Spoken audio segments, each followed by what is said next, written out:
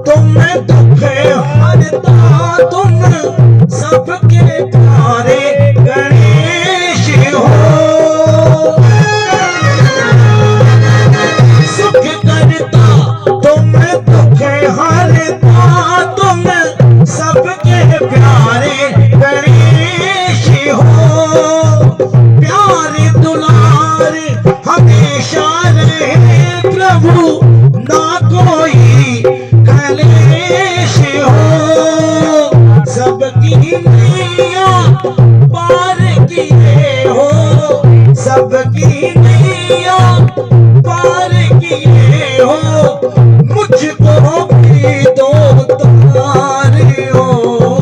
चरणों में बाबा, चरणों में प्रभु तेरे मेरा हो ठिकाना, चरणों में प्रभु तेरे मेरा हो ठिकाना। रिद्धि सिद्धि को ले आना लड्डू भोग लगाना मेरे आंगन में, आंगन में मुशक सवार होके आना गण राजा।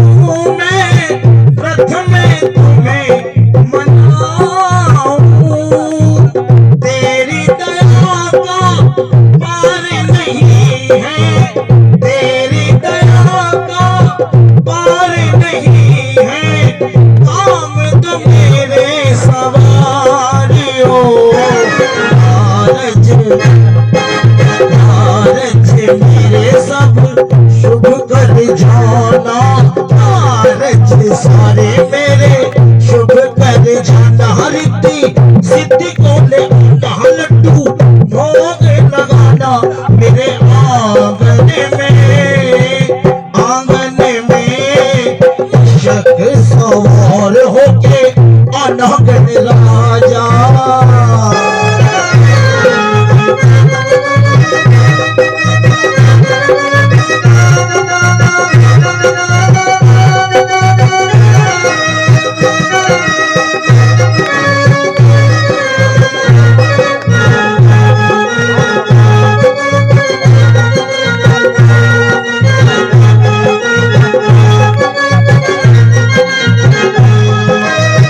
एक तन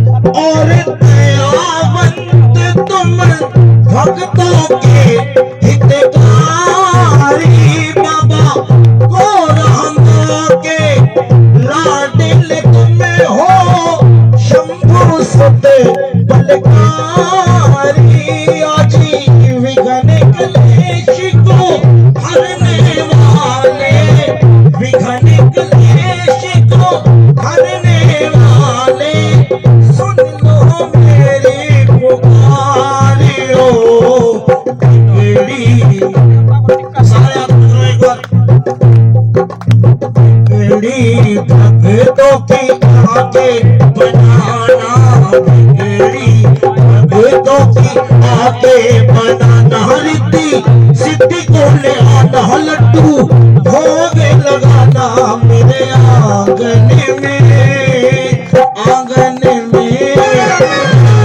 सवार होके आना गढ़ राजा जग सवार होके आना गढ़ राजा जग सवार होके आना गढ़ राजा। बोलो गजानंद महाराज की। श्री हनुमान जी के इस जन्मोत्सव पर हम हनुमान जी को बधाई देते हैं। सभी मिलकर के पवन सुत के नाम की जयकार एक बार दोनों हाथ उठा करके करो। बजरंग बली की जय हो। जय घोषित से अपना स्थान पवन सुत हनुमान की। जहाँ आपका स्थान है वहाँ आप अपने स्थान को पधारे, क्योंकि हमने जब मित्रों को बुलाते हैं आप वापिस उनको स्थान अपने स्थान को ग्रहण करें। आप हम पर कृपा दृष्टि बनाए रखें।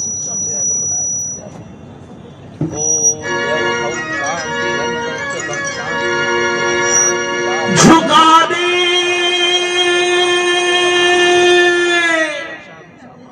झुका दे आरती में भाग जरूर झुका दे जो जहाजों को हम यहाँ उसे तूफान कहते हैं।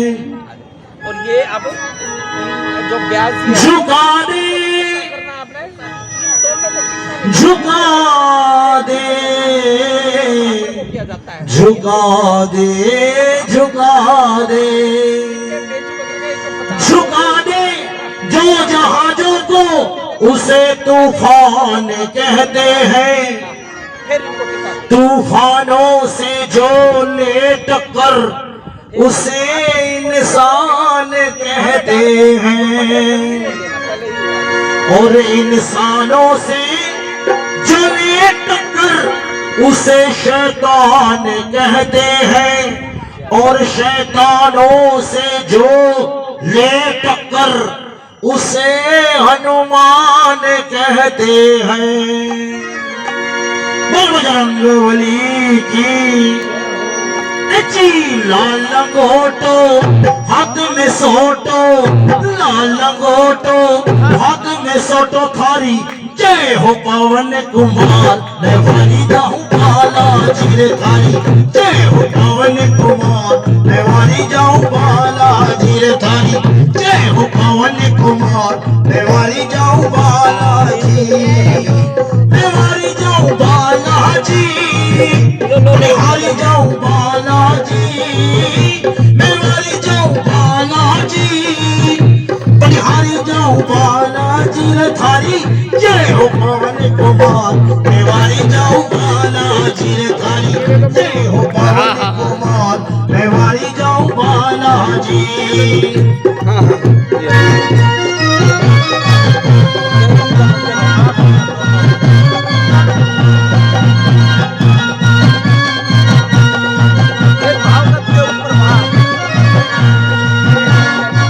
साला सर थारो देवरो बाबा साला सर थारो सर थारो देवरो बेटीपुर भी देवरो थारे नौबत बाजेदार।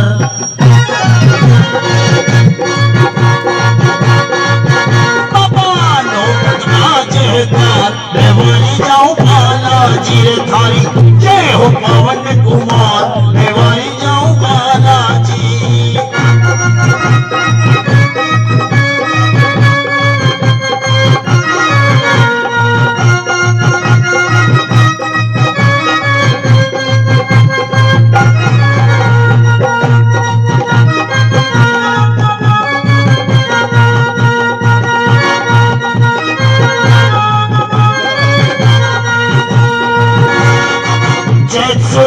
पूनम को मेरो चेतसुदी हम को मेरो चेतसुदी पूनम को मेरो चेतसुदी पूनम को मेरो थारे आवे आवे आवे भगत अपार मैं वारी जाऊं बालाजी रे थारे आवे भगत अपार मैं वारी जाऊं बालाजी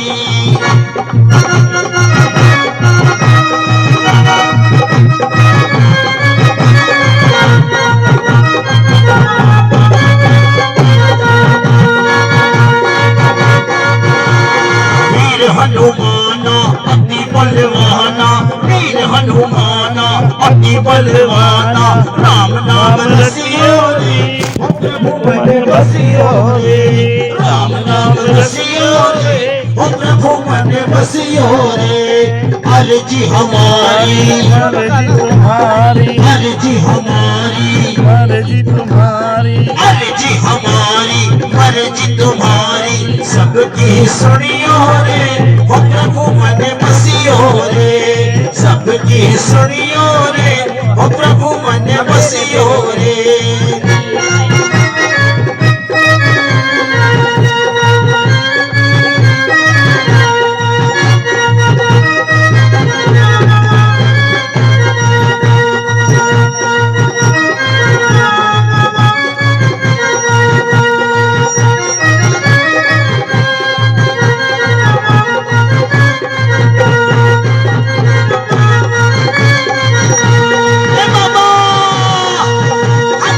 भगता राधे संकट काटो भगता राधे संकट काटो भगता राधे संकट काटो भगता राधे संकट काटो थारी महिमा परंपार मैं वारी जाऊं बालाजी रे थारी जय हो पावन कुमार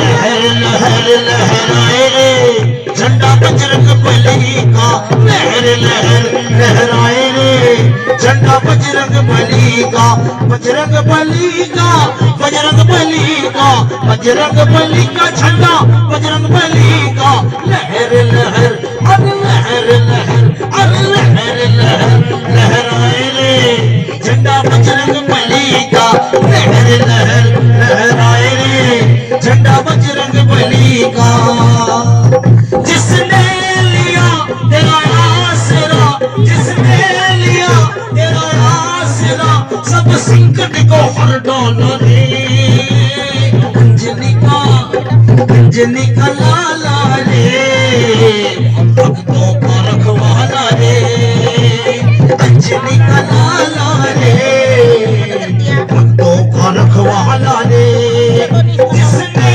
लिया तेरा आसरा जिसने लिया तेरा आसरा सब संकट को हर डाला रे अंजनी का लाला रे भक्तों का रखवाला रे अंजनी का लाला रे भक्तों का रखवाला रे एक ना वो दे रहा हूँ डंडी है कोई एक डंडी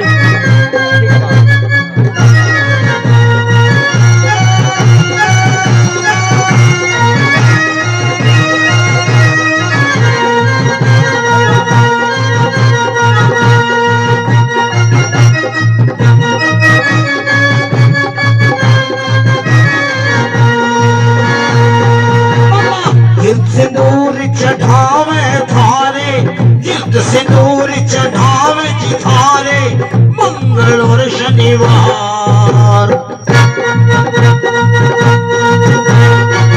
मंगल और शनिवार मैं वारी जाऊं बालाजी रे थारी जय हो पवन कुमार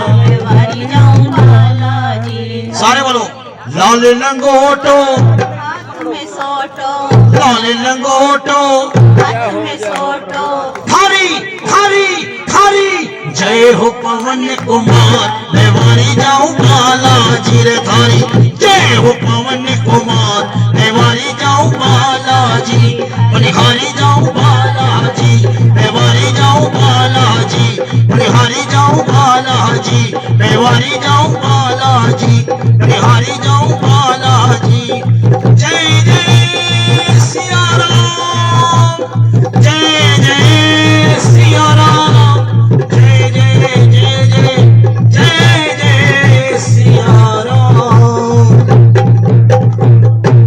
बोल पवन सुत हनुमान की जय। वाह जी। आज 23 अप्रैल 2024 वार मंगलवार शुक्ल पक्ष की पूर्णिमा तिथि। पूर्णिमा तिथि वैसे भी हम गुरु के लिए मानी जाती है, गुरु जो हैं। और चैत्र मास में पूर्णिमा तिथि हनुमान जयंती के रूप में भी मनाई जा रही है। परमात्मा की विशेष कृपा है जो आज हम हनुमान जयंती के इस शुभ अवसर पर श्रीमद् भागवत कथा का तीसरा दिवस छोटे काशी भिवानी रेलवे कॉलोनी के अंदर कर रहे हैं। ये कथा समस्त कॉलोनी वासियों के सहयोग से हो रही है और इस कथा का अरेंजमेंट सारा का सारा हमारे भाई राम गोपाल ने कर रखा है, जो भजन गायक हैं। एक टेंट की व्यवस्था, कूलर की व्यवस्था, आपके साउंड की व्यवस्था, गाने बजाने वालों की व्यवस्था, ये सारा पैसा भाई ने खर्च कर रखा है, राम गोपाल ने। तो जो इस कथा में फाइनेंशियली सहयोगी बनना चाहे, दबाव नहीं है। क्यों नहीं दबाव है? क्योंकि हम स्वेच्छा से आए, हमारे को बुलाया नहीं गया था। परमात्मा की इच्छा हुई आगे, हम किसी के कहने पे नहीं आए, किसी के बुलाने पे नहीं आए। तो इसलिए आपके ऊपर कोई किसी तरह की कोई बाउंडेशन नहीं है कि आपको देना है या नहीं देना है। लेकिन स्वेच्छा से आप इसमें सहयोगी होना चाहें तो भाई राम गोपाल जो हमारे भजन गायक हैं, इनके पास सारा हिसाब है, क्या खर्चा लगा, क्या नहीं लगा, क्या लगेगा, क्या नहीं लगेगा। आप स्वेच्छा से अगर सहयोगी बनना चाहें तो इसमें बन सकते हैं। और कुछ व्यवस्थाएं थोड़ी संतुलन बिगड़ा, जैसे कल हमारा अपना सालासर की वो होने की वजह से कोई हमारा कैशियो भी ले गया, ढोलक मास्टर भी हमारा फ्री नहीं रहा, जिसकी वजह से आप लोगों को थोड़ा बहुत आनंद नहीं आया। क्योंकि देखो, संगीत के बिना तो आनंद आता नहीं, ये तो हकीकत है। ये सिंपल कथाएं, अब परमात्मा की बहुत इच्छा होती है जब इस तरह की कथाएं होती हैं। श्रीमद् भागवत कथा के अंदर जब सुखदेव जी कथा सुनाने बैठे तो पहले 5 दिन वो मंगलाचरण करना ही भूल गए। मंगलाचरण का मतलब समझते हो? क्या होता है मंगलाचरण? हाँ, कि परमात्मा को याद करके बैठे। जब बैठे तो हम कहें कि प्रथम पूज्य गणेश जी के चरणों में प्रणाम करते हैं, माँ भगवती के चरणों में प्रणाम करते हैं, अपने अपने गुरुजनों के चरणों में प्रणाम करते हैं, अपने माता पिता के चरणों में प्रणाम करते हैं। जिसने हमारे को शरीर दिया, हम उस माँ का धन्यवाद करते हैं। जिसने हमारे को इस लायक बनाया कि हम यहाँ तक पहुँच सकें, हम उस पिता का धन्यवाद करते हैं। हम जिस क्षेत्र में रह रहे हैं उस क्षेत्र के मालिक को, क्षेत्रपाल को नमस्कार करते हैं। जिस घर में हम रह रहे हैं उस घर के वास्तु पुरुष को हम नमस्कार करते हैं। जो भी हमारे सहयोगी हैं सबको हम नमस्कार करते हैं।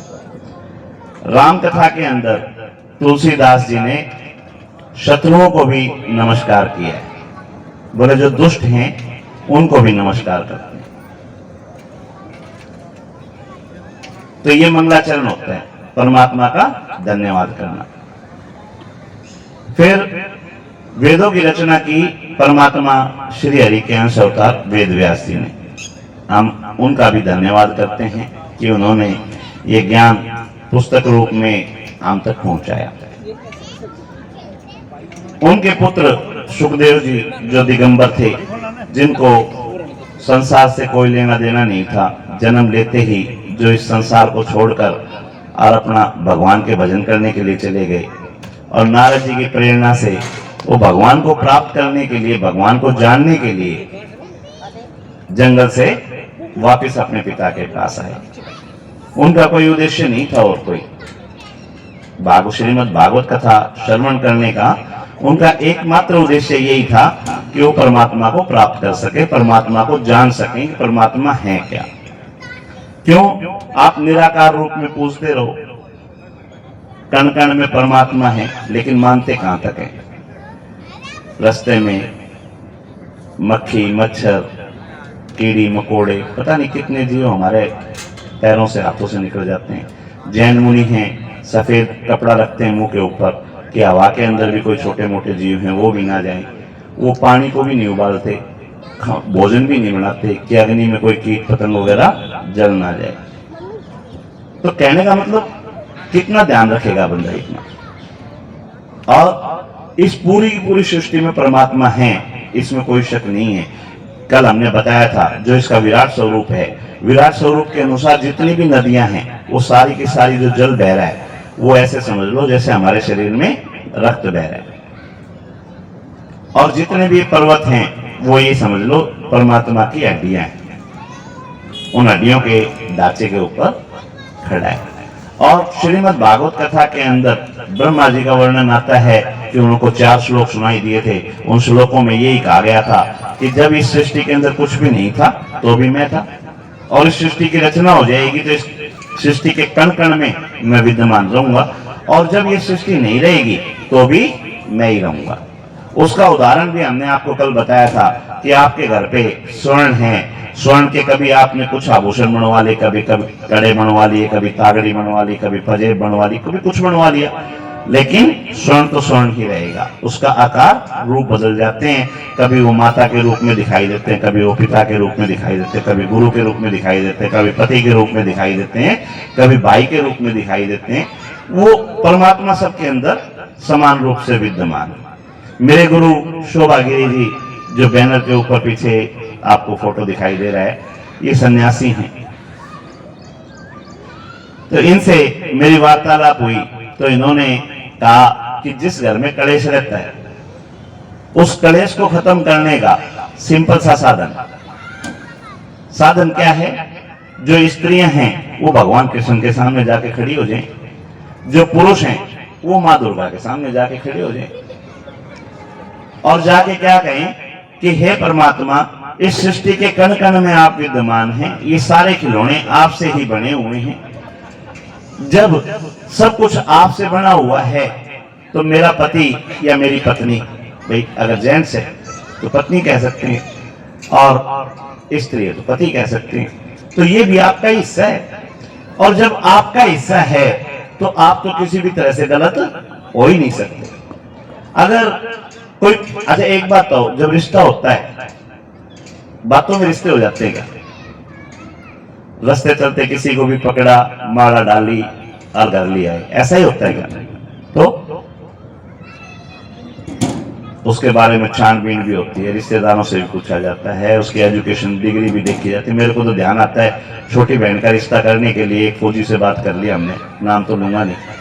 बापू बेटा बैठ गए, बोले लाओ जी 10वीं की DMC दिखाओ, 12वीं की दिखाओ, BSc दिखाओ, MCA दिखाओ। कहने का मतलब रिश्ता बातों में नहीं होता, ऐसे नहीं होता कि रास्ते चलते किसी को भी पकड़ा उठा के कर दिया रिश्ता। जब रिश्ता किया तो वो सोने का था, चाहे जेंट्स था चाहे लेडीज थी। और आज धोखा हो गया, बिचौलिए का नाश जाइए हमारा के कर दिया है। क्यों भाई? कल क्या था और आज क्या हो गया? कल उसको अच्छे तरह से, सब तरह से बजा बजा के देखा, चारों तरफ से चला के भी देखा, हला के भी देखा, हाइट भी नाप ली भी, 5 फुट है, 5 फुट 4 इंच है। और आज उसमें कमियां नजर आ रही हैं। कहां से कमियां नजर आ रही हैं? यानी मनुष्य नहीं बदला, जीव नहीं बदला, बदला क्या है? परिस्थितियां बदली। जिस समय आपने उनको देखा था उस समय परिस्थितियां कुछ और थी और आज परिस्थितियां कुछ और है। और परिस्थितियां आपने बदली या मैंने बदली? परिस्थितियां किसने बदली?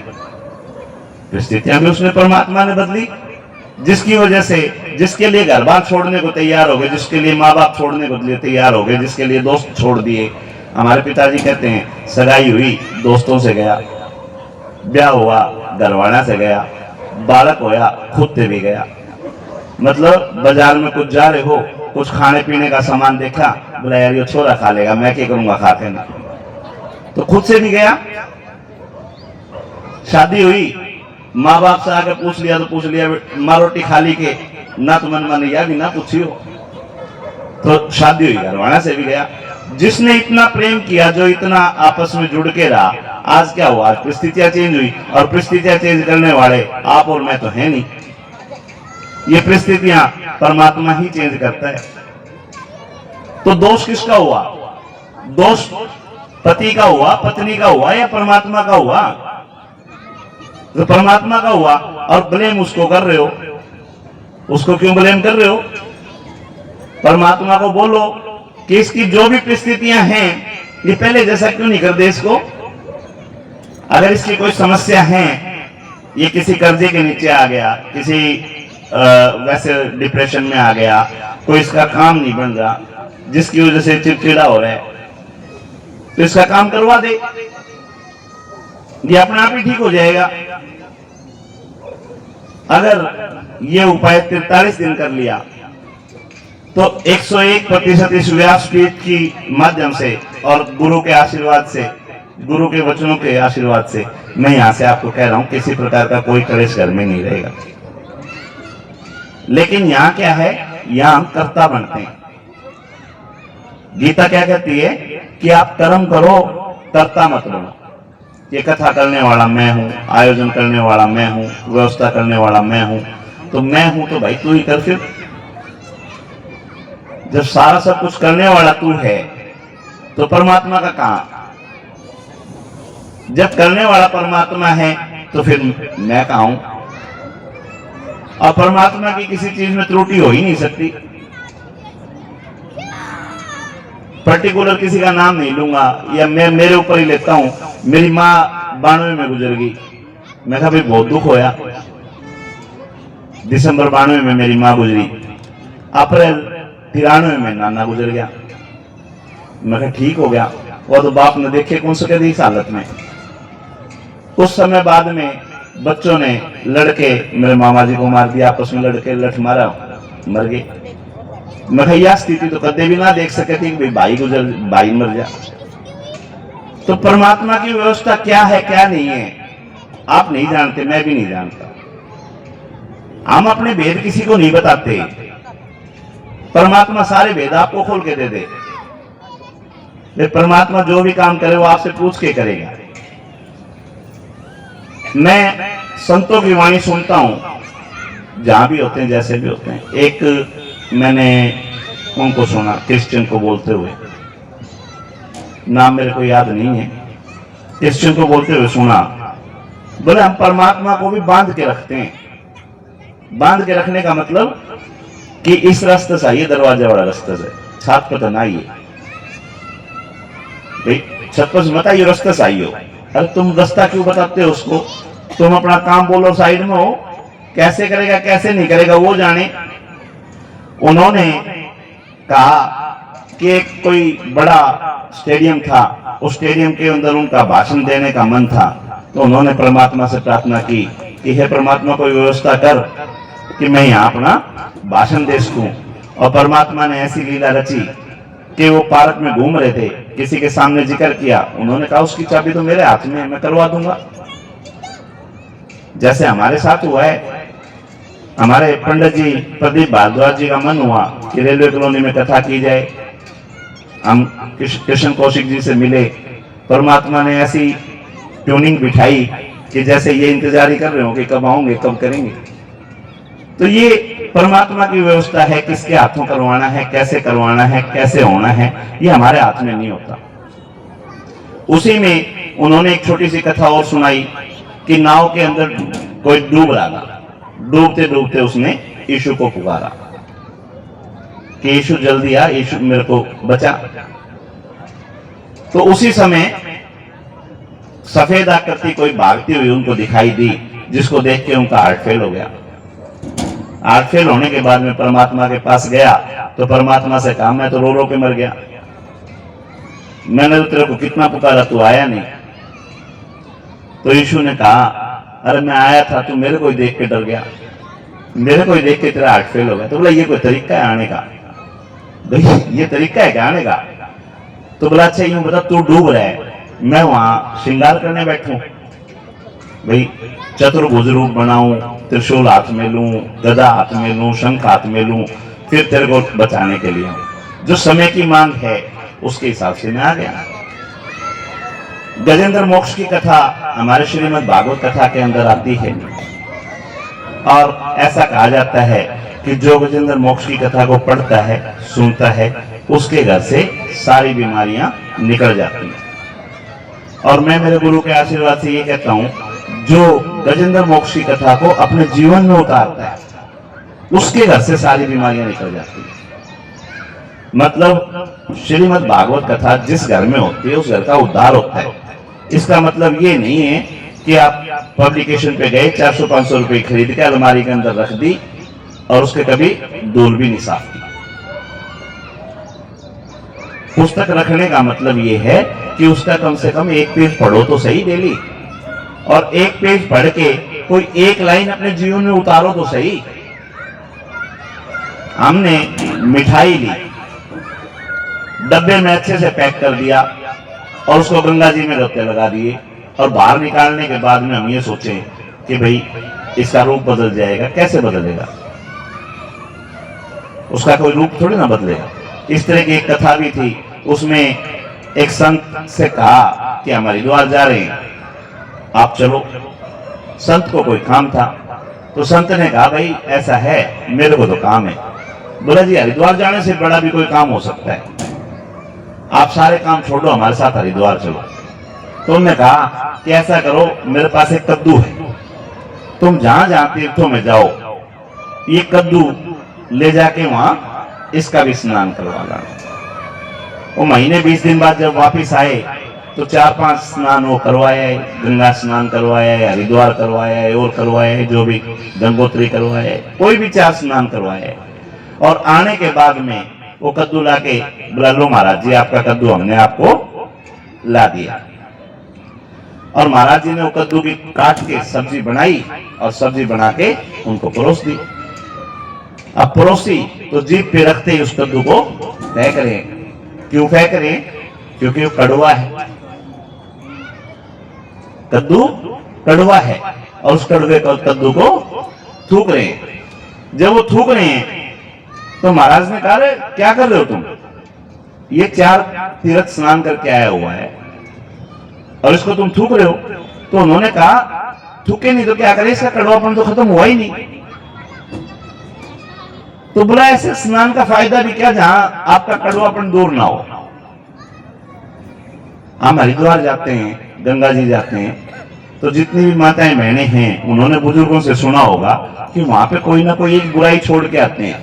अगर हम वो बुराई नहीं छोड़ के आए तो गंगा स्नान किया और ना किया बराबर हो गया। हमने भागवत कथा सुनी और सुबह घरवाला ड्यूटी पे जा रहा है, वो कह रहा है जल्दी से खाना बना दे, और वह कह दिमाग खराब करने की जरूरत नहीं, अपना बाहर खा लियो, मेरे पास टाइम नहीं है। भाई हो सकता है किसी किसी घर में, सब जगह नहीं करता, सारे एक जैसे नहीं होते, किसी किसी घर में हो सकता है। तो उस कथा का क्या फायदा है? घर में मां कह रही है कि बेटा एक और पानी पिला दे, और बहू कह रही है बोला देखो माँ जी परेशान करने की जरूरत नहीं है, मेरा घना काम पड़ा है, लिया जा तो ले लो, अन्ना तो चुप रहो। क्या फायदा ऐसी कथा का? नाच लो राधे राधे, नाच लो कृष्ण कृष्ण, भाई वो तो मनोरंजन का साधन हो गया ना। यानी कि ये पुस्तकें, ये श्रीमद् भागवत कथा, श्रीमद् भागवत पुराण, ये परमात्मा का स्वरूप है। परमात्मा बोल के गए कि मेरे जाने के बाद में ये आपका मार्गदर्शन करेगा, लेकिन हमने इसका मार्गदर्शन लिया ही नहीं, तो परमात्मा क्या करेगा? ये तो पुस्तक रूप में है। महाभारत के अंदर साक्षात स्वयं जाके दुर्योधन को समझाने की कोशिश की है कि भाई तू भाईचारा बनाए रख, 5 गांव दे दे और इस युद्ध को समाप्त कर दे। वहां नहीं माना। कहने का मतलब भगवान आपके पास में हैं, भगवान के दिखाए हुए मार्ग आपके पास में है, आप इनके ऊपर चलते हो नहीं चलते हो, ये आपके ऊपर है। जो चलेगा वो परमात्मा को प्राप्त कर जाएगा, जो नहीं चलेगा नहीं कर पाएगा। साधारण सी बात है। अब गजेंद्र मोक्ष की कथा मैं आपको बता रहा था। गजेंद्र मोक्ष की कथा जहां पढ़ी जाती है, जिस घर में पढ़ी जाती है, उस घर से सारी बीमारियां स्वतः निकल जाती हैं, इस बात में कोई शंका नहीं है। लेकिन वही चीज है जो कद्दू वाली है कि 4 गंगा स्नान आपने करवा दिए, लेकिन क्या सच में आपने गंगा स्नान किया? क्या कोई बुराई छोड़ी?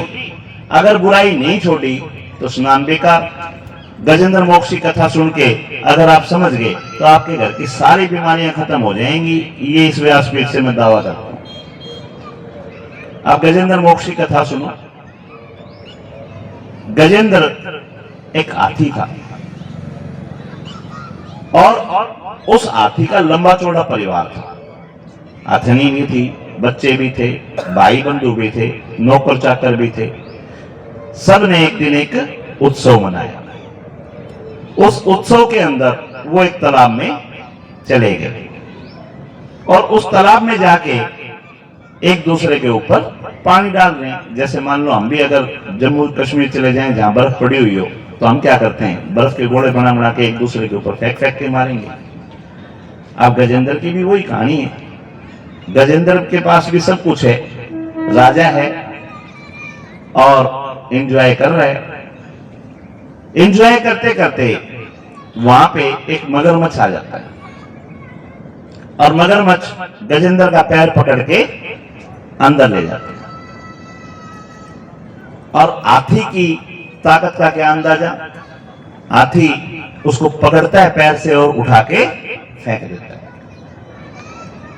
ऐसा वो 2 बार 4 बार करता है। लेकिन देश काल परिस्थिति, हमारे यहां कहा जाता है कि अपनी गली में कुत्ता भी शेर होता है।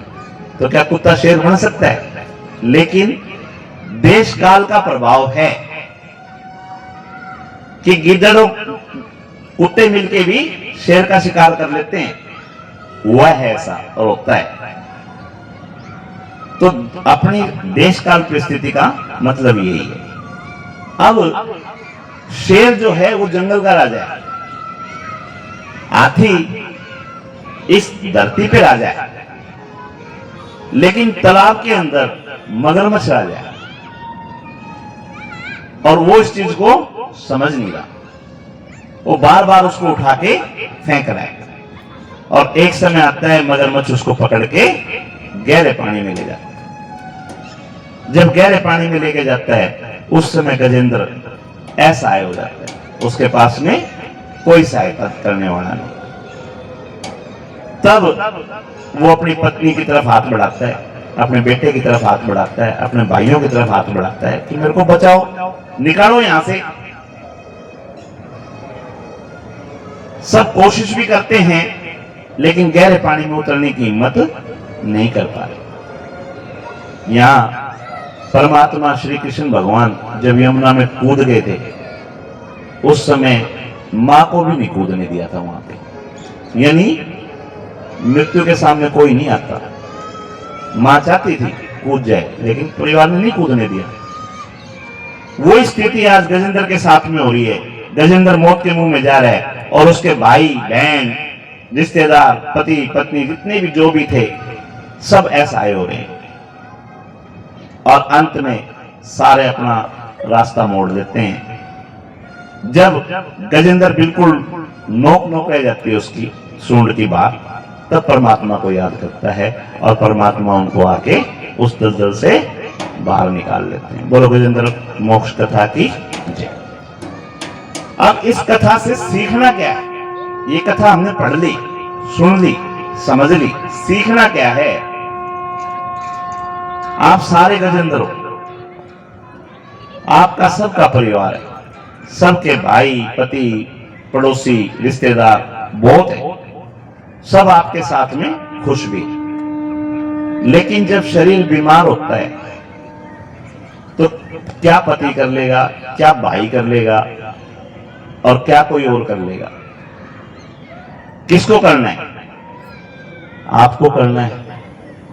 लेकिन आप गजेंद्र बने रहते हो, और गजेंद्र बने बने ला एक हरे पत्ते वाली गोली ला कर दे, ला एक क्रोसिन ला कर दे, ला एक पैरास्टामोल ला कर दे, और उस बीमारी को इग्नोर करते हो।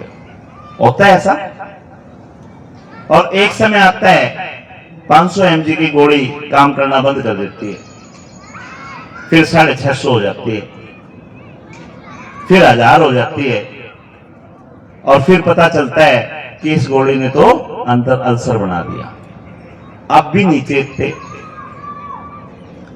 अब भी नहीं परमात्मा की शरण में जाते, अब भी अपने शरीर की तरफ ध्यान नहीं देते, अब भी देश काल की स्थिति को इग्नोर करते हो। और अंत क्या होता है? वो अल्सर कैंसर बन जाता है। जब वो कैंसर बन जाता है, हॉस्पिटल में चले जाते हैं, सारे दोस्त सारे रिश्तेदार भागे भागे हॉस्पिटल में जाते हैं कि भाई बचा लो। और डॉक्टर कहता है कि घर घर के 2 बंदे रुक जाओ, बाकी सारे आईसीयू से इससे बाहर हो जाओ। ऐसा ही होता है। बाकी रिश्तेदार क्या कहेंगे? अच्छा भाई कोई काम हो तो बुला लेना, मैं घर ही हूं, एक फोन पे आ जाऊंगा, और वहां से चला जाता है। अब हॉस्पिटल में कौन रहता है? वो जीव रहता है, और उस जीव के 2-4 जो चाहने वाले हैं वो रहते हैं। अब स्थिति और बिगड़ती है, उसको आईसीयू में ले जाते हैं। अब डॉक्टर कहता है कि आपकी एंट्री भी बंद है, आपका भी काटा है। वहां सिर्फ परमात्मा याद आता है। तो ये गजेंद्र मोक्ष की कथा ये कहती है कि परमात्मा को जब याद करना है उससे पहले याद कर लो। देश काल परिस्थिति के अनुसार जब बीमारी छोटी हो उसका उसी समय इलाज कर लो। ये समझो कि देश काल परिस्थिति है, उसके अनुसार चलो, आप और आपके घर में किसी भी प्रकार की बीमारी होगी नहीं। बोलो कृष्ण भगवान की जय हो। दुख में सुमरण सब करे, सुख में करे न कोई, जो सुख में सुमिरन करे दुख कहे को होए। वाह जी। हमारे संत कहते हैं कि किसी भी प्रकार की कोई भी पीड़ा, चाहे मानसिक हो, चाहे आर्थिक हो, और चाहे किसी भी प्रकार की हो, सब बीमारियों के कारण पहले नंबर तो हम खुद होते हैं, और दूसरे नंबर पे अज्ञान होता है। किसी चीज का ज्ञान नहीं हो, उस चीज में हम पांव डाल देते हैं तो वहां से हमारे को बीमारी आती है। और गीता जो है यही कहती है कि जिसने आदि में अंत को देख लिया उसने परमात्मा को प्राप्त कर लिया। जो काम हम करने जाते हैं उस काम के ऊपर एक बार ये सोच लो कि इस काम का अंत कहां होगा। अगर ये आपने सोच लिया तो फिर दुख और सुख के जिम्मेवार आप स्वयं।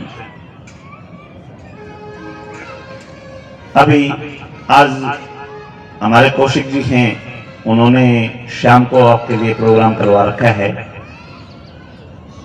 हनुमान जयंती का। तो आदेश ये हैं कि आज जल्दी हम इसमें विश्राम करेंगे। एक कथा और सुनाएंगे गजेंद्र मोक्ष की तरह ही, उसके बाद कथा में विश्राम करेंगे। इससे पहले भाई राम गोपाल भजन सुनाएंगे। देश की जयकारा है, जयकारा श्याम धनी का जयकारा। सारे बोलो जयकारा है श्याम धनी का, जयकारा है, जयकारा श्याम धनी का जयकारा। शीश के दानी महाबलवानी, शीश के दानी महाबलवानी, खाटू वाले श्याम तेरा जयकारा है। शीश के दानी महाबलवानी, खाटू वाले श्याम तेरा जयकारा है। जयकारा है, जयकारा श्याम धनी का जयकारा, जयकारा है, जयकारा श्याम धनी का जयकारा। महाबलवानी, शीश के दानी महाबलवानी, खाटू वाले श्याम तेरा जयकारा है।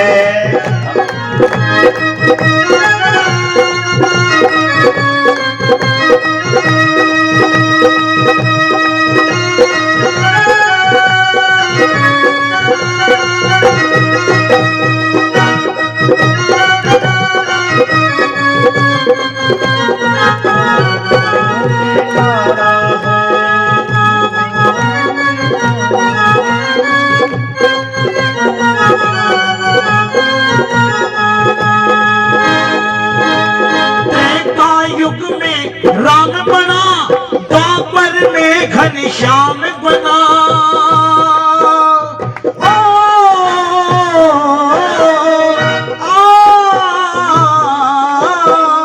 त्रेता युग में राम बना, द्वापर में घनश्याम बना। अपने भक्तों की खातिर कलयुग में तू श्याम बना। कोई नहीं है इस कलयुग में, कोई नहीं है इस कलयुग में, तुम सदैव महान तेरा जयकारा है। खाटू वाले शीश के दानी महाबलवानी, शीश के दानी महाबलवानी, खाटू वाले श्याम तेरा जयकारा है। शीश के दानी महाबलवानी, खाटू वाले श्याम तेरा जयकारा है।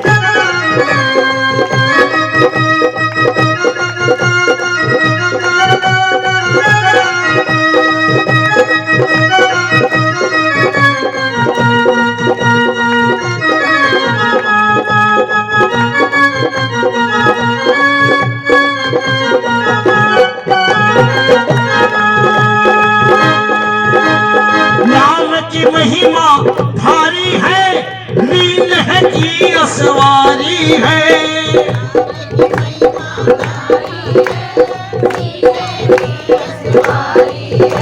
और कहना है लीला रे मन श्याम से मिला दे, लीला रे मन श्याम से मिला दे, लीला रे मन श्याम से मिला दे, लीला रे छम छम छम छम छम छम छम छम छम छम करता देखा श्याम धनी ने साकेला। अरे छम छम करता देखा श्याम धनी ने साकेला। लीला रे मन श्याम से मिला दे, लीला रे मन श्याम से मिला दे। छम छम छम छम छम छम छम करता देखा श्याम धनी ने साकेला। छम छम करता देखो श्याम धनी ने साकेला।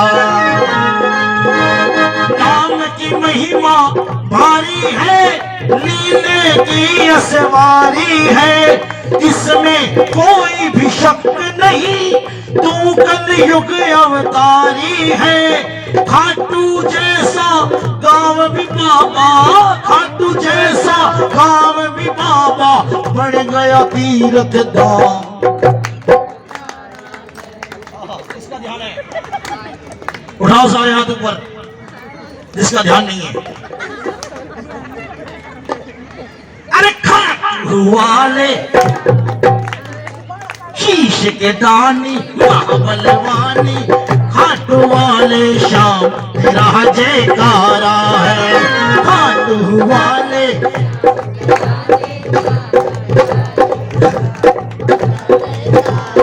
ए बाबा शीश के दानी महाबलवानी, खाटू वाले श्याम तेरा जयकारा है।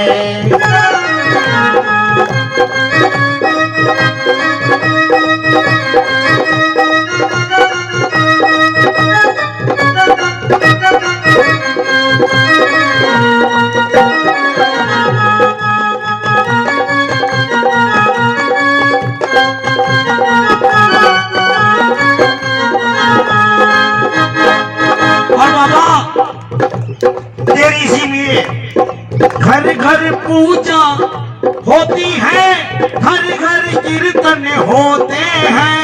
ओ, ओ, ओ, घर घर पूजा होती है, घर घर कीर्तन होती है। आहो भाग्य हम तीनों के तेरे दर्शन होते हैं। बनवारी मिल जाए हमको, बनवारी मिल जाए हमको, चरणों में स्थान तेरा शीश के दानी महाबलवानी खाटू वाले श्याम तेरा जयकारा है। दोनों हाथ पर शीश के दानी महाबलवानी खाटू वाले श्याम तेरा जयकारा है। शीश के दानी महाबलवानी खाटू वाले श्याम तेरा जयकारा है, तेरा जयकारा है, तेरा जयकारा है, तेरा जयकारा है। वो खाटू नरेश की, वो शीश के दानी की। जय हो। बड़ी वाह जी। जोरदार आवाज आती है खाटू नरेश की।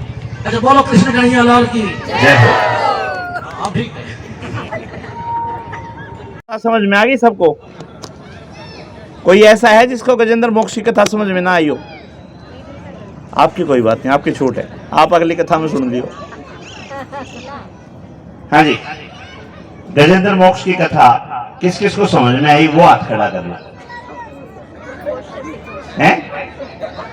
चलो इफ शॉर्ट में कह दूं इब भी नहीं समझ में आवे तो थम जानो थारा परमात्मा जान। वाले कर दिया भाई, तुम खवा दिया थे इसको, हमारे बस की बात ना रही। अब पड़ोसी के घर खाने गया, पर उसका एक नियम बन गया बच्चे का। वो कहता दाने दाने पे लिखा खाने वाले का नाम। वो पड़ोसी कहते तू ना क्या करिया बात, तू ने कहकर बोरे बोरे पे लिखा खाने वाले का नाम। अब वो ठीक है जी, बोला भी था बेचारा दिमाग से, बस उसको मतलब था खाने से, कुछ काम नहीं कोई धाम नहीं, पर खाना चाहिए। पड़ोसी भी तंग हो गए। एक हनुमान जी का मंदिर था, वहां रोजाना 100 आदमियों के लिए खाना बनता था। बोले इसको वहीं छोड़ दो भाई, वहीं कर लेगा। अब उसको हनुमान जी के मंदिर शुरू कर दिया। हनुमान जी के मंदिर के अंदर पहले दिन पंगत में वो बैठ गया, वो 100 भूखे रह गए, सारा चल गया। अब उन्होंने नियम बना लिया भाई इसको बाद में बिठाओ। वो बोला जी महाराज जी मेरा पेट नहीं भरता, जो आखिरी में खाना बचता था वो खा के बोला जी मेरा पेट नहीं भरता। अभी ऐसा है, यहाँ से 4 किलोमीटर आगे एक आश्रम है, वहां पर एक बाबा जी बैठे हैं। जितना खाना तने खाना हो, वहां बहुत ही भोजन आता है, बहुत सामान आता है। रसोइये बैठे हैं, जब तने खाना हो उनसे कहो बना और खाओ। बोला मौजो और चाहिए। अब वो वहां पहुंचा, बाबा जी मुझे खाना खाना है। हाँ रसोइये से कहो खवा देगा। रसोई के पास गया जी मुझे खाना खाना है। रसोई तुरंत बिठाया, जमाना शुरू कर दिया, जितना मर्जी है खाए कोई दिक्कत नहीं है। पर आ गई एकादशी। एकादशी पे रसोई को ताला लगा रखा है, सभी वर्ती हैं आज, सभी का फास्ट है। अब पेटू का तो पेट खाली है। जाकर देखा ये सारे कहाँ गए आज। अब बाबा जी के पास, बाबा जी आज रसोई बंद है, कोई खाना नहीं है, मेरे पेट में भूख लगी है। उनको बेटा ऐसा है आज का व्रत है, तू भी व्रत रख। ना बाबा जी मेरे बस की बात नहीं है व्रत रखना, मैं ना खाऊं मेरे चैन नहीं पड़ता। अच्छा तो बेटा एक काम कर, खाना यहां तो बनेगा नहीं आज, तुम रसोई के पास जाओ, वहां से राशन लो, गंगा किनारे बैठ करके खुद बनाओ, पर पहले भोग लगाना पड़ेगा राम जी का। ठीक है जी, राम जी का भोग पहले लगाना, उसके बाद खाना। तो ठीक है मेरे को गुरु जी दे दो आप। गुरु जी ने 5 किलो इशारा करके दे दो भाई, 5 किलो 5 किलो राशन लेके चल पड़ा। बनाना आता नहीं, जैसा मर्जी आया, ये मोटे मोटे 2 टुकड़े बना 2 एक राम जी के लिए, एक खुद के लिए, एक राम जी के लिए खुद के लिए 2 टिकट मोटे मोटे बना दिए। अब कह रहा है आओ आओ राम जी, गाना भी नहीं आता उसे, मेरी तरह का बेसरा बिता। बोला आओ आओ राम जी जल्दी आओ भोग लगाओ, आओ आओ राम जी जल्दी आओ भोग लगाओ। अपनी आंखें खोली, नहीं आए राम जी, फिर आंखें बंद की, फिर बोला आओ आओ राम जी भोग लगाओ राम जी, आओ आओ राम जी। यहां राम जी धनुष लेकर के चले हैं। मां सीता कहती है कहां जा रहे हैं प्रभु? बोले एक भक्त बुला रहा है भोग लगाने के लिए, मैं भी चलूंगी साथ। अब मां सीता भी साथ होली। अब उसने आंखें खोली, राम जी भी खड़े, सीता जी भी खड़े हैं। बोला राम जी बुलाया तुमने आपको था, इसको कहां ले आए? ये कौन है? बोला भाई ये मैं पिता हूं, ये माता है। तो अच्छा जी ठीक है, दोनों को जिम्मा दिया। अब भूखा रह गया, अब भूखा रह गया, एकादशी का व्रत हो गया उसका। 15 दिन बाद फिर एकादशी आई। गुरु जी पिछली बार में भूखा रह गया, कुछ नहीं मिला खाने को। बोला भाई पेट ज्यादा खाता होगा तो जा, या तो और ले जा, 7.5 किलो लेना भाई इसको। अब उसके 3 टिकट बनाए, राम जी आएंगे, सीता जी आएंगी, एक अपना हो जाएगा। उसने 3 टिकट बनाए, सभी का ध्यान होना चाहिए। आओ बड़ा मजा आएगा इसमें, पता लगेगा कैसे प्रभु मिलते हैं। 3 टिकट बनाए मोटे मोटे। अब राम जी आओ, सीता जी को लाओ, आकर के भोग लगाओ। अब राम जी चले, सीता जी चली, लक्ष्मण जी बोले प्रभु कहां? प्रभु कहां? भाई भक्त द्वारा है, मैं भी साथ चलूंगा। अब राम जी भी आ गए, सीता जी भी आ गई, लक्ष्मण जी भी आ गए। आंखें खोली भगत ने, कहता प्रभु ये क्या, ये क्या? अरे राम जी आगे, पिता आगे कोई बात नहीं, माता आगे कोई बात नहीं, ये कौन है? बोले भाई ये छोटा भाई है, तुम्हारा चाचा है। चलो जी ठीक है प्रभु, जी मुंह बैठो। आज फिर एकादशी का व्रत हो गया, तीसरी एकादशी फिर आ गई। गुरु जी मैं भूखा रह गया। कितना खाता है? अरे भाई 10 किलो दे देना इसको आज। 10 किलो राशन लिया और चल पड़ा। पीछे पीछे गुरु जी चल पड़े, देखेंगे कहीं सामान बेच तो देता है, कहीं ये पैसा इकट्ठा कर बेच करके इसको। अब उस भगत ने जो है आज खाना बनाया नहीं है, आज बनाया नहीं है। आओ आओ राम जी आओ, लक्ष्मण जी आओ, सीता जी आओ, जी आओ भोग लगाओ। खाना बनाया नहीं, खाना नहीं बनाया आज। आज वेट कर रहा है कि आज आएंगे, देखता हूँ कितने आते, पता नहीं क्या कर दें। और चलने लगे राम जी, लक्ष्मण जी और सीता जी। हनुमान जी बोले प्रभु कहां? तो हनुमान जी बोले भाई भगत बुला रहा है। अच्छा हमारे से बड़ा कोई भगत है?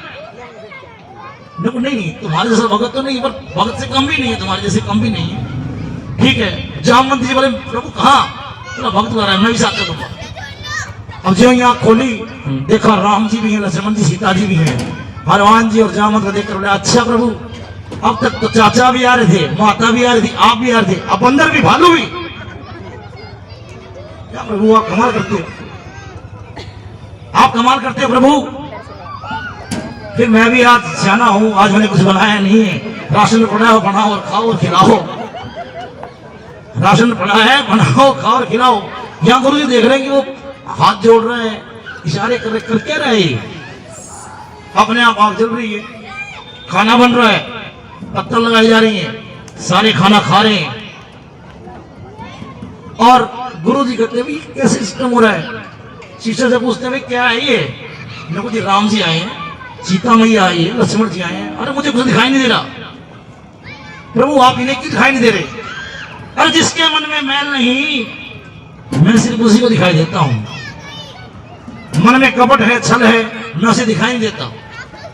तो उस वही भगवान को पा सकता है जो निश्चल और प्रेम से भगवान को मानते हैं, बुलाते हैं। बोल कृष्ण कन्हैया लाल की। भाई ने जो कथा सुनाई है ऐसी कथा है ये अजामिल की। 2 मिनट में आपको खत्म करता हूँ, सुनी हुई आप लोगों की मिलेगी। हमारा काम सिर्फ रिपॉलिश करना है। जैसे स्कूल में कोई सालाना प्रोग्राम हो या एग्जाम होते हैं बच्चों के, तो पूरे साल की पढ़ाई लास्ट के 1 घंटे में नहीं पढ़ाई जाती। जो पूरा साल आपने पढ़ा है 1 घंटे में उसको नजरों के सामने से निकाला जाता है।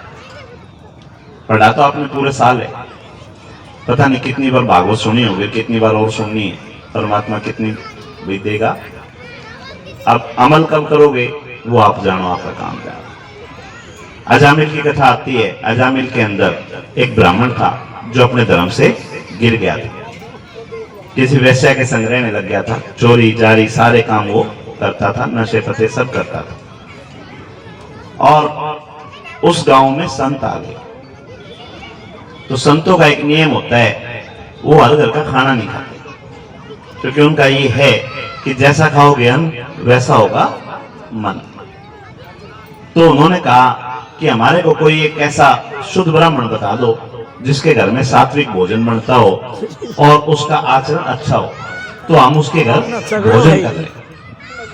और वहां बाहर ताश खेलने वाले थे, उन्होंने उन संतों के मजे लेने के लिए कह दिया, उन्होंने जी हमारे गांव में तो एक के बंदा है जो सारी तरह आदत बढ़िया, और अजामिल के घर भेज दिया।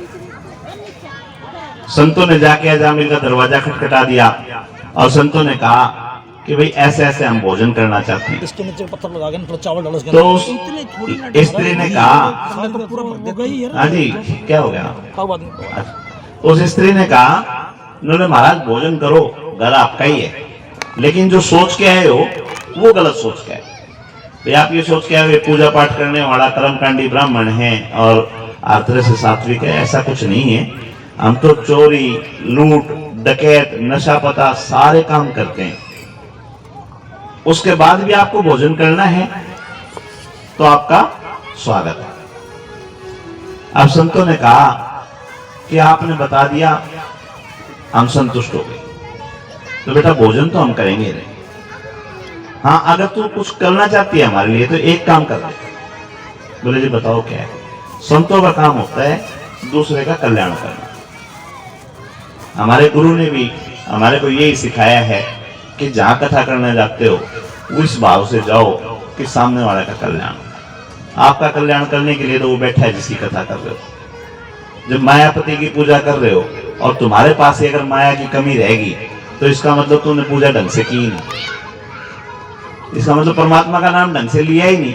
अगर परमात्मा का नाम ले रहे हो और फिर परमात्मा के घर पे माया की कमी है तो भगवान का कसूर नहीं है, तुम्हारा ही कसूर है, तुमने ढंग से किया ही नहीं। फिर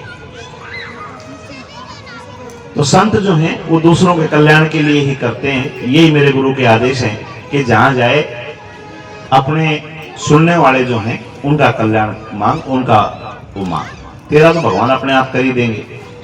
क्योंकि गेहूं की खेती करते हो तो उसके साथ में भूसा तो फ्री में आता है। इसी प्रकार जब आप लोगों का कल्याण होगा तो मेरा कल्याण तो सबसे ही होगा। मेरे गुरु से मैंने एक दिन वैसे ही पूछ लिया, मैं गुरु जी जो ये कथा सुनने के लिए आते हैं इनके लिए तो बैकुंठ से रथ आएगा, मेरे लिए क्या आएगा? तो उन्होंने कहा बेटा तेरे को लेने के लिए परमात्मा स्वयं आएंगे। तो अजामिल की कथा में भी संतों ने उस ब्राह्मण परिवार का कल्याण चाहा और उन्होंने कहा कि बेटा एक छोटा सा काम कर देना कि तेरी गोद में जो बच्चा है इस बच्चे का नाम नारायण रख देना। उसने कहा ठीक है। अपने पति को आगे कहा कि ऐसे ऐसे संत आए थे और उन्होंने भोजन तो लिया नहीं और ये कह के गए कि इस बच्चे का नाम नारायण रख देना। ब्राह्मण वंश से था तो बोला ठीक है, नारायण नाम तो परमात्मा का है, कोई बुराई नहीं है, रख दे नारायण नाम रख दे। वो नारायण रख दिया।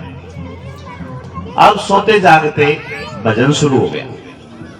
नारायण खाना खा ले, नारायण नीचे बैठे, नारायण उदंड मत हो, नारायण सो जा, नारायण उठ ले, नारायण स्कूल चला जा, नारायण आया कि नहीं, नारायण ने खाया कि नहीं, नारायण ने पहने कि नहीं, नारायण के जूते टूटे हुए, नारायण के कपड़े फटे हुए, नारायण का नए कपड़े लाने, सारा भजन शुरू हो गया। और अंत सबका आता है, चाहे राम रहे हो, चाहे रावण रहे हो, चाहे कृष्ण रहे हो, चाहे कंस रहे हो, इस दुनिया में जो आया है इस संसार को छोड़ के तो सबको जाना है।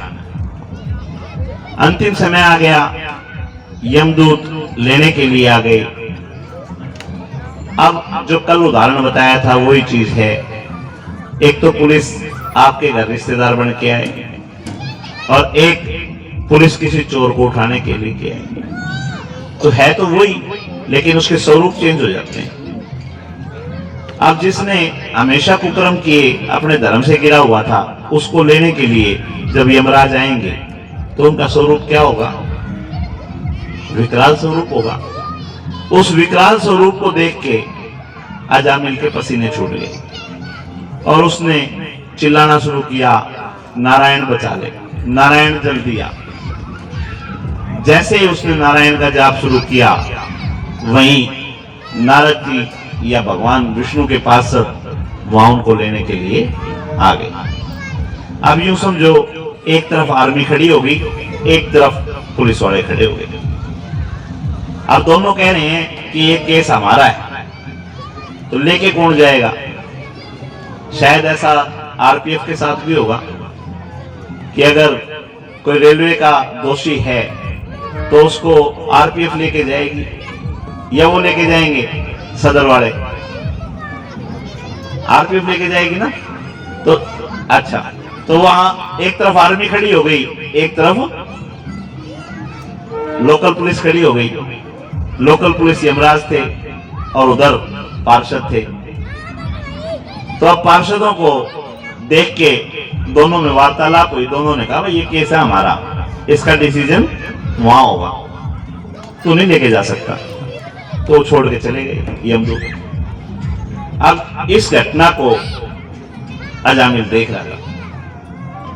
अजामिल ने देखा कि यमदूतों ने जाके यमराज के पास रिजाइन रख दिया कि हमने तेरी नौकरी नहीं करनी। क्यों नहीं करनी? क्यों नहीं करनी? आपके अधिकार आपसे छीन लिए जाएं तो आप क्या कहोगे? जब हमारे पास अधिकार ही नहीं है तो नौकरी किस बात की करें? हम यमदूत हैं, जीव को लेके आना हमारा काम है और हम जीव को लेने के लिए गए। वहां नारायण के पार्षद क्यों आए? तो यमराज ने कहा पूरा खोल के बताओ, ऐसे समझ में नहीं आएगा भाई। तो बोला जी खोलना क्या है? हम लेने गए, उसने नारायण नारायण करना शुरू कर दिया वहां नारद जी के आगे। तो बोला बात ही नक्की हो गई, वो नारायण नारायण कर रहा था ना, इसका मतलब केस ही नारद का उनका था, श्री हरि विष्णु जी का था। तो उसके पास तुम गए क्यों? बोले जी आप समझे नहीं हो, वो नारायण नहीं थे, वो नारायण तो उसका बेटा था जिसको वो बुला रहा था, और आगे नारायण के पार्षद। ये तो उल्टा हो गया ना। बोला आप समझे नहीं हो। तब यमराज ने कहा कि अगर कोई अग्नि को चाहे अनजाने में उठाए चाहे जानबूझ के उठाए, क्या होगा? आग जलेगा। जब जाने अनजाने में उठाई हुई अग्नि अपना स्वभाव नहीं बदलती, तो परमात्मा का नाम जाने में लिया गया हो या अनजाने में लिया गया हो, परमात्मा कैसे अपना स्वभाव बदल ले? यानी परमात्मा का नाम आपने किसी भी भाव से लिया हो, जाने में लिया हो, अनजाने में लिया हो, आपका कल्याण तो निश्चित है। और श्रीमद् भागवत कथा के अनुसार वो अजामिल आगे जाके कुबेर बना है। परमात्मा के नाम सुमरण करने से कुबेर बना है। तो ये परमात्मा के नाम की शक्ति है। मेरे गुरु के आदेश हैं, एक कथन सुनाया, समझ में आना चाहिए। अब तुम्हारे समझ में आता है नहीं समझ में आता है वो परमात्मा जाने।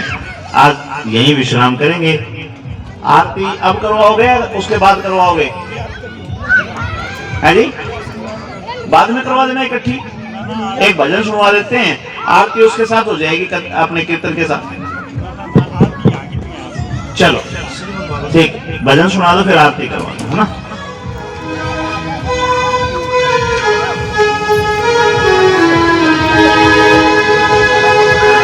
जैसा भी व्यास जी ने बताया कि नाम की महिमा भारी है, नारायण कहने से ही तर जाएगा। प्रभु ने उसे अकाउंट काम दे दिया। वाह जी। नाम है तेरा तारण हारा, नाम है तेरा तारण हारा, जाने कब दर्शन होगा। जब तेरी मूरत इतनी सुंदर, तू कितना सुंदर होगा, तू कितना सुंदर होगा। नाम है तेरा तारण हारा, नाम है तेरा तारण हारा, जाने कब दर्शन होगा। जब तेरी मूरत इतनी सुंदर, तू कितना सुंदर होगा, तू कितना सुंदर होगा। नाम है तेरा तारण हारा।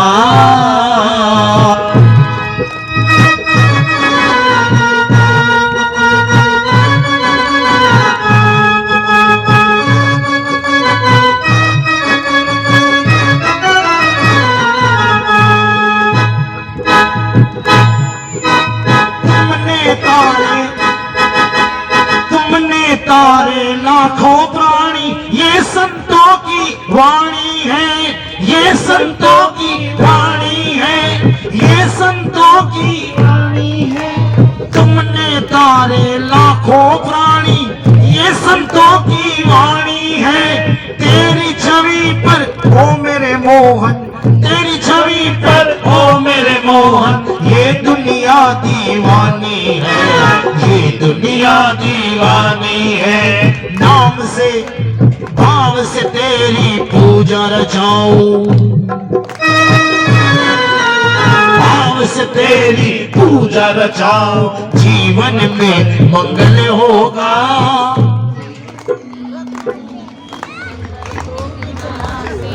अच्छा, जिसको आता है उठाओ आने पर, जो समझ में आया। जब तेरी मूरत इतनी सुंदर, तू कितना सुंदर होगा, तू कितना सुंदर होगा। नाम तुम्हारा तारण हारा।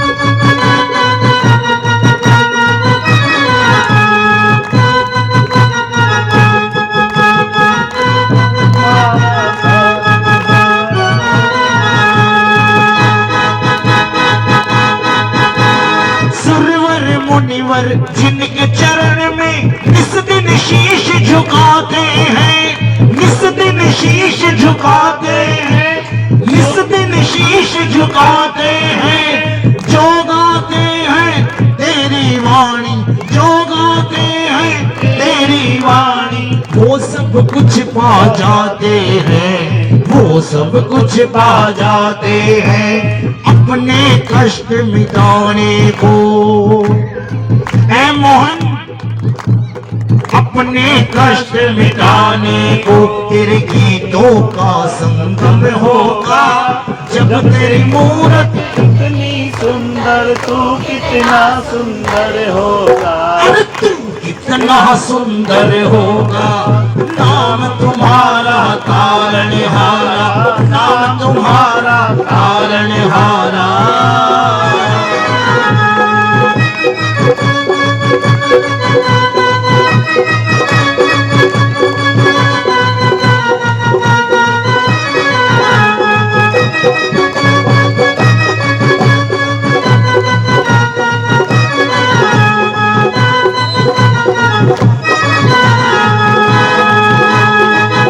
मुरादें लेके स्वामी तेरी शरण में आए हैं, तेरी शरण में आए हैं। हम तेरी शरण में आए हैं, हम बालक हैं तेरे चरण में, हम बालक हैं तेरे चरण में, तेरे ही गुण गाए हैं, तेरे ही गुण गाए हैं, अब से पार उतरने को, अब से पार उतरने को तेरे चरणों में वंदन होगा, जब तेरी मूरत कितनी सुंदर तू कितना सुंदर होगा, तू कितना नाम तुम्हारा,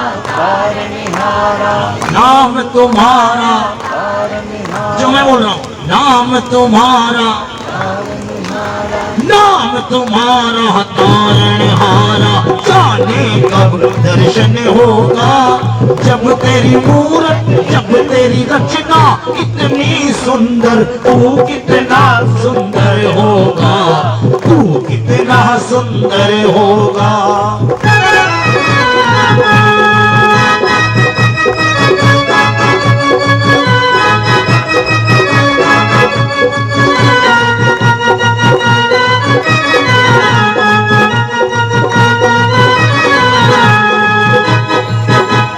ऐसी दया कर देना दाता, निश्चल गुजरे ये जीवन, निश्चल गुजरे ये जीवन, निश्चल गुजरे ये जीवन, दाग लगे ना, दाग लगे ना झूठ कपट का, हो पावन तेरा तन मन, हो पावन मेरा तन मन, सेवा में तेरी ओ मेरे मोहन,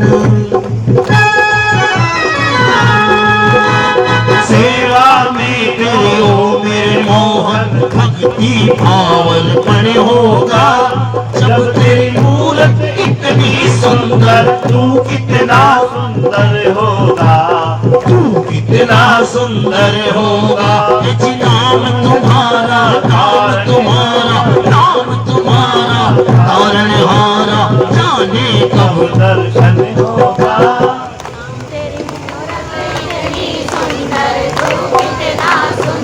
सारे हाथ ऊपर हड़ताली रखे, नाम तुम्हारा तारणहारा, जाने कब दर्शन होगा, जब तेरी मूरत इतनी सुंदर, जब तेरी रचना इतनी सुंदर, तू कितना सुंदर होगा, खुद कितना सुंदर होगा, अरे तू कितना सुंदर होगा, तू कितना सुंदर होगा, खुद कितना सुंदर होगा। बोलो कृष्ण कन्हैया लाल की। अच्छा एक सब कर्पूर गौरम करुणावतारम संसार सारम भुजगेन्द्रहारम सदा वसंतम हृदयारविंदे भवम भवानी सहितं नमामि।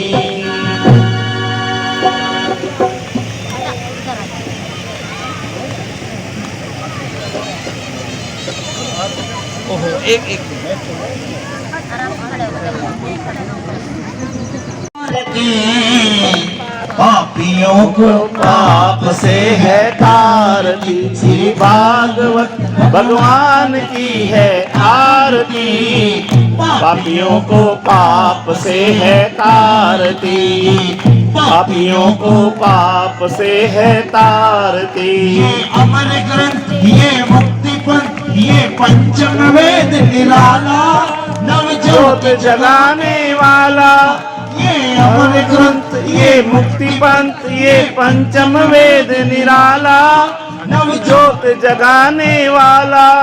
हरि नाम यही, हरि धाम यही, हरि नाम यही, हरि धाम यही, हरि नाम यही, हरि धाम यही, हरि नाम यही, हरि धाम यही। यही जग मंगल की आरती, पापियों को पाप से है तारती, श्री भागवत भगवान की है आरती, पापियों को पाप से है तारती, पापियों को पाप से है तारती। ये शांति गीत पावन पुनीत पापों को मिटाने वाला, हरि दर्श कराने वाला, ये शांति गीत पावन पुनीत पापों को मिटाने वाला, हरि दर्श कराने वाला।